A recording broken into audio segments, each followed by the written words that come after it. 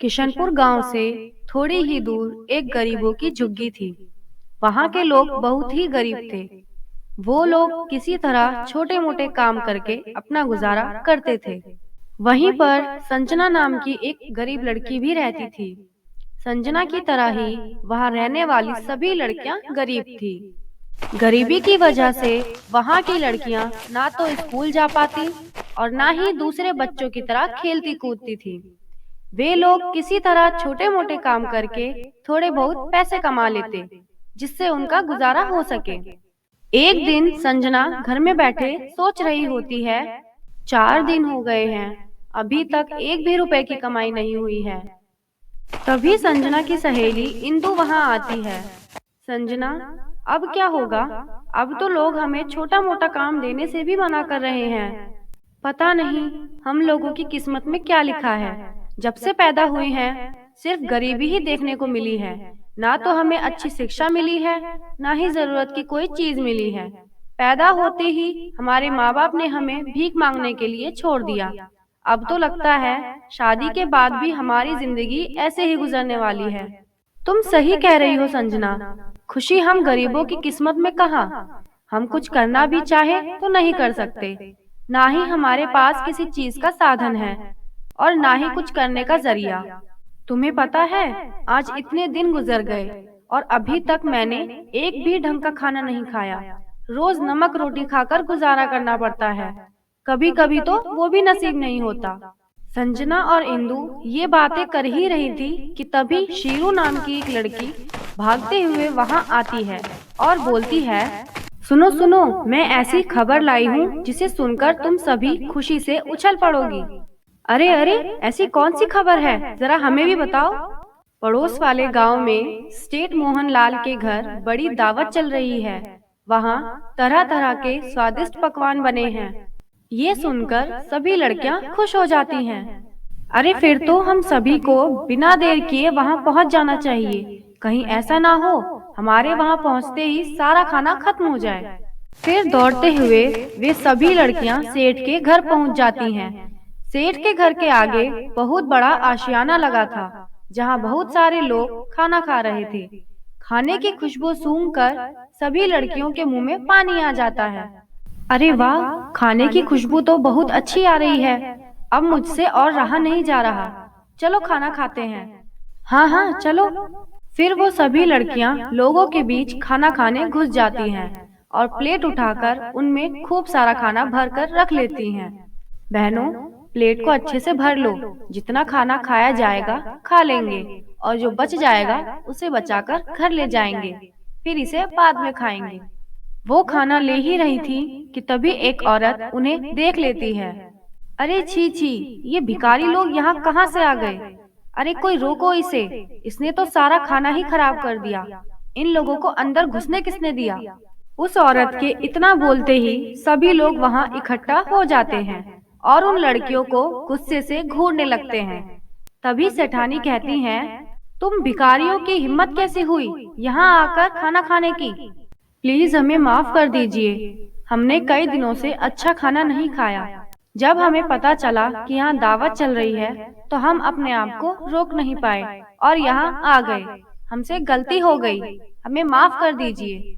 लेकिन संजना की बात सुनकर किसी को भी उस पर जरा भी दया नहीं आती। तुम सबने यहाँ आकर हमारी इतनी अच्छी पार्टी को खराब कर दिया। तुम्हारी वजह से हमारे मेहमानों को इतनी परेशानी हुई। हम तुम्हें नहीं छोड़ेंगे, तुम्हें इसकी सजा मिलेगी। हाँ हाँ, इन जैसी गरीब और कूड़ा चुनने वाली लड़कियों को सबक सिखाना बहुत जरूरी है, वरना ये कभी नहीं सुधरेंगी। चलो इन्हें बांधकर इनकी पिटाई करते हैं ताकि ये आगे से ऐसी गलती दोबारा ना कर सके। उसके बाद वो लोग संजना और उसकी सहेली को बांधकर उनकी पिटाई करते हैं। अब ये कभी दोबारा ऐसी हरकत नहीं करेंगे। चल भाग यहाँ से। अगर दोबारा बिना बुलाए किसी पार्टी में घुसने की हिम्मत की तो फिर से तेरा यही हाल होगा। उसके बाद संजना और उसकी सहेलियां रोते हुए अपने घर लौट जाती हैं। ये लोग कितने जालिम और दुष्ट लोग हैं। ये लोग इतना इतना खाना वेस्ट कर देते हैं, लेकिन उनमें से हम कुछ गरीब ले लें तो हमारा ये हाल कर देते हैं।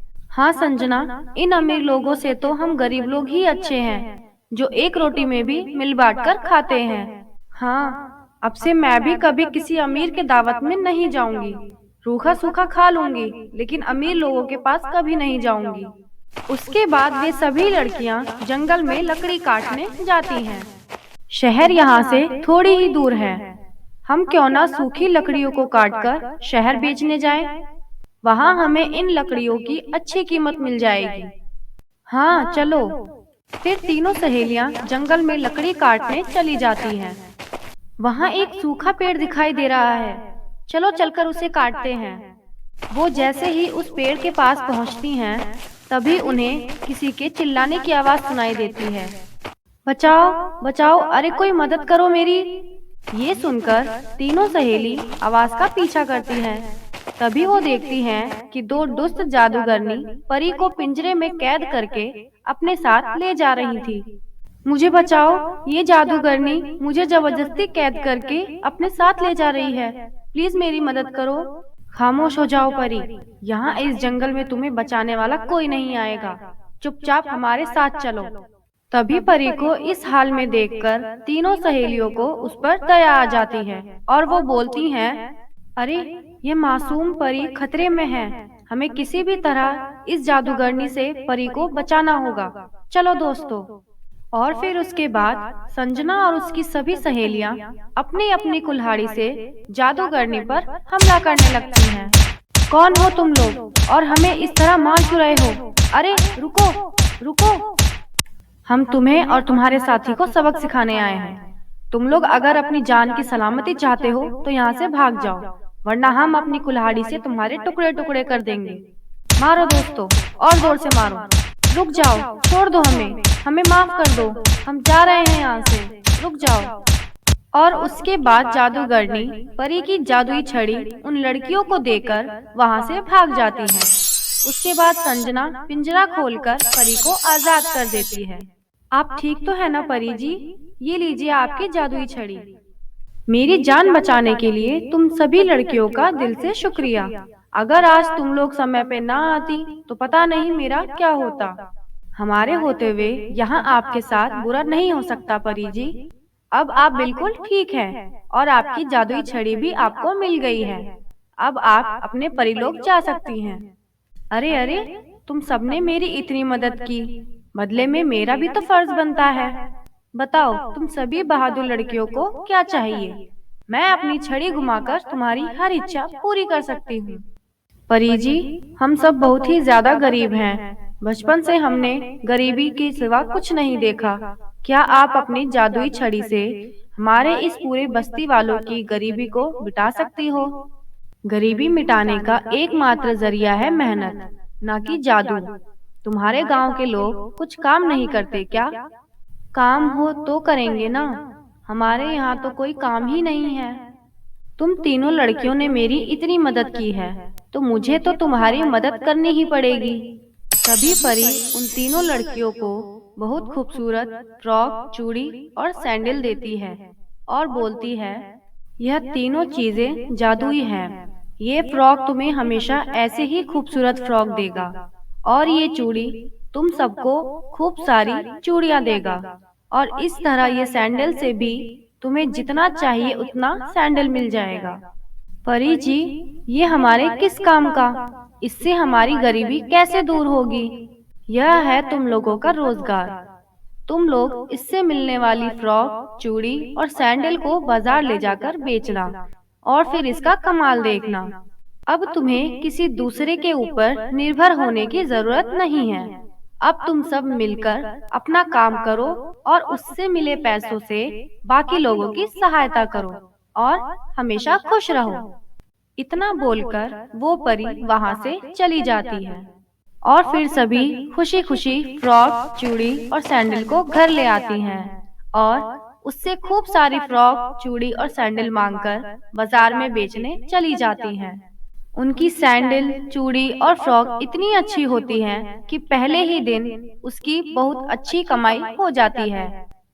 फिर वो लोग उन पैसों से अपने लिए जरूरत का सारा सामान खरीद कर ले आती हैं।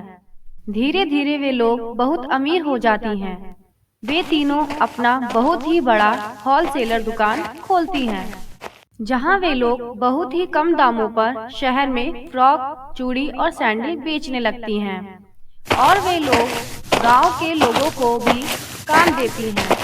अपने गांव में स्कूल, हॉस्पिटल सब बनवाती हैं और खुशी खुशी रहने लगती हैं।